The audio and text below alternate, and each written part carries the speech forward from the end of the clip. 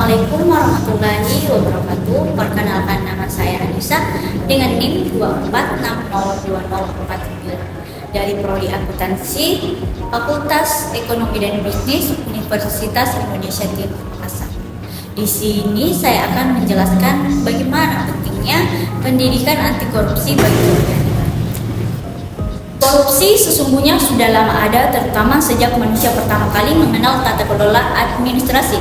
Pada kebanyakan kasus korupsi yang dipublikasikan media, seringkali perbuatan korupsi tidak lepas dari kekuasaan, birokrasi, ataupun pemerintahan. Korupsi juga sering dikaitkan pemaknaannya dengan politik, sekalipun sudah dikategorikan sebagai tindakan yang melanggar hukum. Pengertian korupsi dipisahkan dari bentuk pelanggaran hukum lainnya.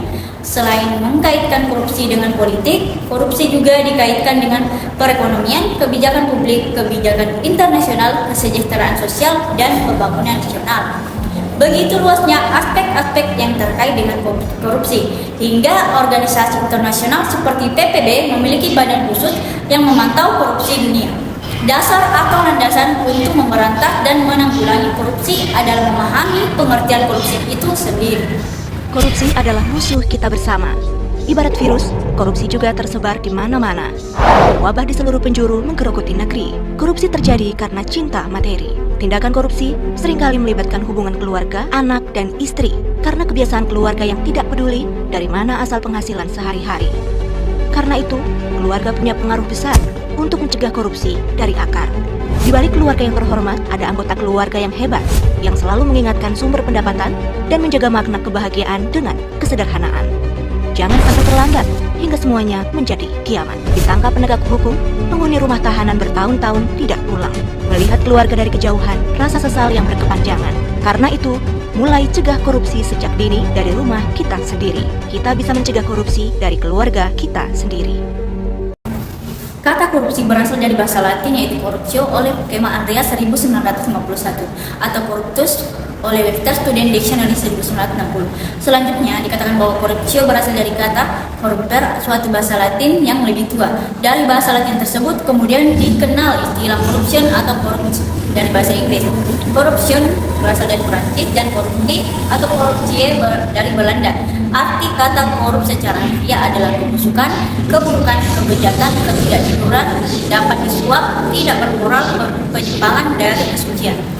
Menurut Muhammad Ali 1998, korup artinya busuk, suka menerima uang suap atau sogok, memakai kekuasaan untuk kepentingan sendiri. Sedangkan korupsi artinya perbuatan busuk seperti penggelapan uang, penerimaan uang, sogok, dan sebagainya. Sedangkan koruptor artinya orang yang melakukan korupsi itu sendiri. Dengan demikian, arti kata korupsi adalah segala sesuatu yang busuk, jahat, dan merusak. Berdasarkan kenyataan tersebut, perbuatan korupsi menyangkut sesuatu yang bersifat amoral, sifat dan keadaan yang busuk, menyangkut jabatan instansi atau aparatur pemerintahan, penyelewengan kekuasaan dalam jabatan karena pemberian yang menyangkut faktor ekonomi dan politik, serta penempatan keluarga atau golongan dalam kedinasan di bawah kekuasaan jabatan. Adapun sejarah perkembangan korupsi di Indonesia. Korupsi di Indonesia sudah terjadi sejak dulu, sebelum dan sesudah kemerdekaan. Di era Orde Lama, Orde Baru, berlanjut hingga era Reformasi. Berbagai upaya telah dilakukan untuk memberantas korupsi, namun hasilnya masih jauh panggang dari api.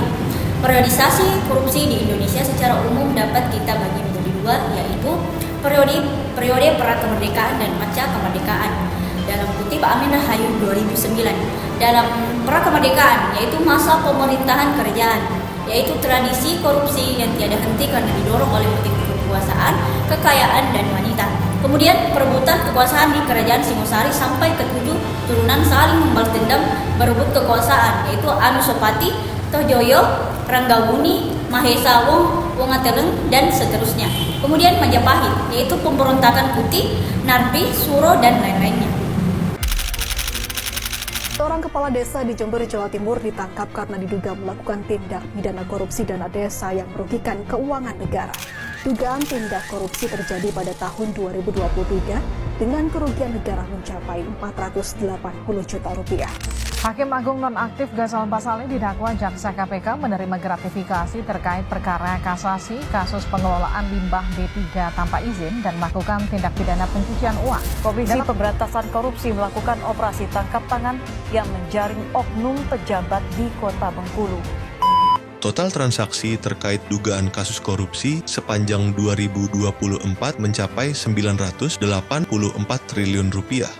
Kepala Pusat Pelaporan dan Analisis Transaksi Keuangan atau PPATK, Ivan Yustiavandana, menyebutkan bahwa nilai tersebut merupakan yang tertinggi sepanjang sejarah, yakni hampir 1.000 triliun rupiah, dan itu hanya dalam 1 tahun saja. Selain itu, PPATK juga mencatat aliran dana mencurigakan lainnya seperti perpajakan sebesar 301 triliun rupiah, perjudian dan narkotika masing-masing 68 triliun rupiah. Jika ditotal, jumlah aliran dana transaksi mencurigakan selama tahun 2024 mencapai 1.459 triliun rupiah. Wow! Jika dana tersebut dipakai untuk membangun sekolah baru dengan fasilitas yang lengkap dengan biaya 10 miliar per unit, maka Indonesia akan memiliki 14.500 sekolah baru dengan fasilitas yang baik. Adapun faktor-faktor penyebab korupsi. Hampir semua segi kehidupan terjangkit korupsi. Apabila disederhanakan, penyebab korupsi meliputi 2 faktor, yaitu faktor internal dan faktor eksternal. Faktor internal merupakan penyebab korupsi yang datang dari diri pribadi, sedangkan faktor eksternal adalah faktor penyebab terjadinya korupsi karena sebab-sebab dari luar. Faktor internal terdiri dari aspek moral, misalnya kayak lemahnya keimanan, kejujuran, rasa malu, aspek sikap atau perilaku, misalnya pola hidup, konsumtif, dan aspek sosial seperti keluarga yang dapat mendorong seseorang untuk berperilaku korup. Sedangkan faktor eksternal bisa dilacak dari aspek ekonomi, misalnya pendapatan atau gaji tidak mencukupi kebutuhan. Aspek politik, misalnya instabilitas politik, kepentingan politis, yaitu dengan meraih dan mempertahankan kekuasaan. Kemudian aspek manajemen dan organisasi, yaitu ketiadaan akuntabilitas dan transparansi. Kemudian aspek hukum terlihat dalam buruknya wujud perundang-undangan dan lemahnya penegakan hukum. Serta aspek sosial, yaitu lingkungan atau masyarakat yang kurang mendukung perilaku anti korupsi. Adapun faktornya yaitu pertama faktor politik, yang dimana politik merupakan salah satu penyebab terjadinya korupsi, yang dimana dapat kita lihat ketika terjadinya instabilitas politik atau kepentingan politis para pemegang kekuasaan. Bahkan ketika meraih dan mempertahankan kekuasaan, perilaku korup seperti penyuapan, politik uang merupakan fenomena yang sering terjadi. Terkait dengan hal itu, yang memberikan gambaran bahwa politik uang atau money politik sebagai use of money and material benefit in the pursuit of political influence. Seperti halnya politik uang atau money politik yang merupakan tingkah laku negatif karena uang digunakan untuk membeli suara atau menyogok para pemilih atau anggota-anggota partai supaya memenangkan pemilu. Si pemberi uang, penyimpangan pemberian kredit atau penarikan pajak pada pengusaha, kongsi antara pengusaha dengan pengusaha, kasus-kasus pejabat Bank Indonesia dan menteri di bidang ekonomi pada rezim lalu, dan pemberian cek melancong yang sering dibicarakan merupakan sederet kasus yang menggambarkan aspek politik yang dapat menyebabkan korupsi. Kemudian faktor hukum. Faktor hukum bisa dilihat dari 2 sisi, yaitu dari aspek perundang-undangan dan di sisi lain lemahnya penegakan hukum. Seperti bukti nyata dapat ditemukan dari banyaknya produk hukum yang buruk, sebagaimana puluhan kepres yang dievaluasi masyarakat transparansi Indonesia di bawah pimpinan Mari Muhammad beberapa tahun lalu. Dari 528 buah kepres yang dihasilkan pada masa pemerintahan Orde Baru, minus 118 buah kepres hasil ratifikasi perjanjian internasional klaim periode 5 tahun dari 1993 sampai 1998. Terdapat 79 buah dan dinilai bermasalah. Kemudian faktor ekonomi. Faktor ekonomi juga merupakan salah satu penyebab terjadinya korupsi. Hal itu dapat dijelaskan dari pendapatan atau gaji yang tidak mencukupi kebutuhan. Pendapat ini tidak mutlak benar karena dalam teori kebutuhan Maslow, sebagaimana dikutip oleh Sulistiantoro, korupsi seharusnya hanya untuk dilakukan oleh orang untuk memenuhi 2 kebutuhan yang paling bawah, dan logika lulusnya hanya dilakukan oleh komunitas masyarakat yang pas-pasan yang bertahan hidup. Namun saat ini, korupsi dilakukan oleh orang kaya dan berpendidikan tinggi. Dalam pendapat lain menyatakan bahwa kurangnya gaji dan pendapatan pegawai negeri memang merupakan faktor yang paling menonjol dalam arti menyebabkan merata dan meluasnya korupsi di Indonesia yang dikemukakan pula oleh Gui J. Pauker 1979. Kemudian faktor organisasi. Organisasi dalam hal ini adalah organisasi dalam arti yang luas, termasuk sistem pengorganisasian lingkungan masyarakat.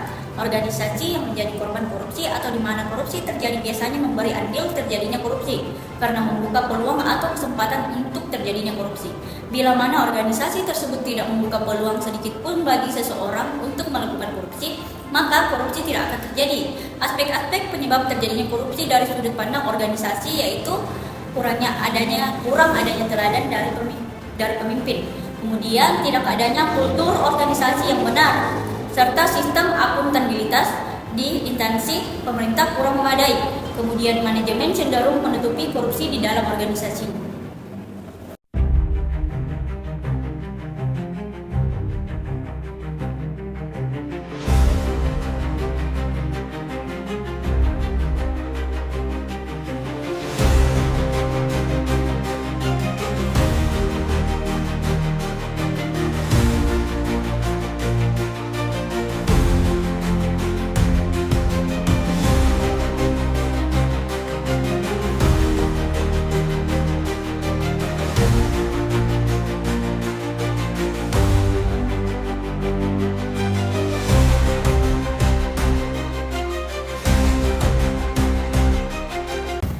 Itulah pembahasan dari saya, kurang lebihnya mohon dimaafkan. Assalamualaikum warahmatullahi wabarakatuh.